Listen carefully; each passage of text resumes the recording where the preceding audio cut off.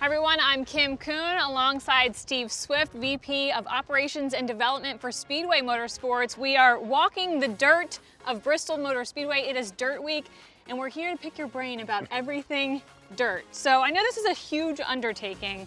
How many people are involved in the transformation? It takes a complete team. I mean, just from the guys that are actually bringing the dirt in to our teams that are prepping the facility to make sure we're protected from all the dust and whatnot. Entirely, I'd say it's probably in the 40 to 50 range, somewhere in that range, total team. So year three, the first 2 years, what did you guys learn that maybe affected the execution of doing year three? So year one, it was a really big push. We knew what had happened back in 2000, 2001 when they had dirt with just World of Outlaws, not NASCAR. We'd never seen cup cars on dirt in my tenure for sure. Years ago they did, but not in the times I've been here. So not understanding exactly how those heavy cars would take and treat the race surface. We had some spots. It got dried out really well. Again, Mother Nature was not our friend that weekend. We had the traditional flood that caused lots of water, but we ended up having to run a day race. So, one of the biggest things we learned is we really need to be at nighttime. Thus, last year and this year, we're running those later times.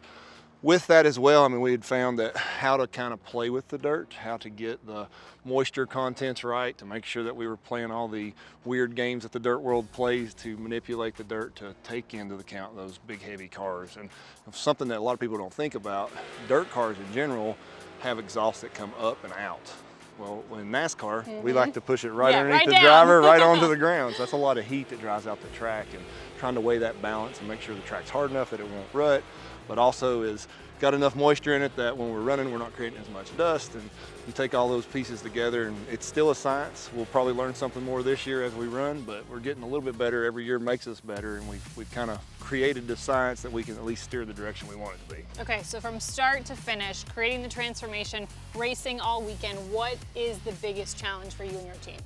It's really to give the guys a track that's, we've had everything from when they take off on the restarts that we've packed so trying to create all those pieces that, one, the competitors feel like it's a competitive track, giving the fans exactly what they're looking for, which is something different, something new, something that really creates a great competition on the racing surface.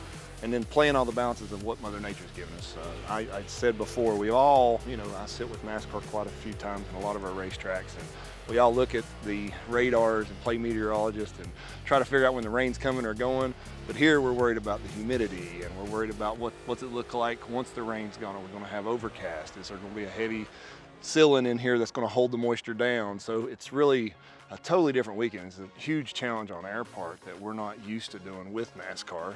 They're not used to doing. I remember the first year, Scott Miller looked and he said, "I'm not a dirt guy, you figure it out." So it was pretty funny, and we've gotten really close through this process of how we work together to work the track. How many times do you come to a NASCAR race and there are heavy pieces of equipment that go out on the racetrack in between stages to make things happen? So it's been a learning experience, but probably concern-wise, it's just making sure we got the track raceable. Well, the track looks great. Best of luck. Thank you so much for the information. Absolutely, my pleasure. We're looking forward to a good Easter weekend here.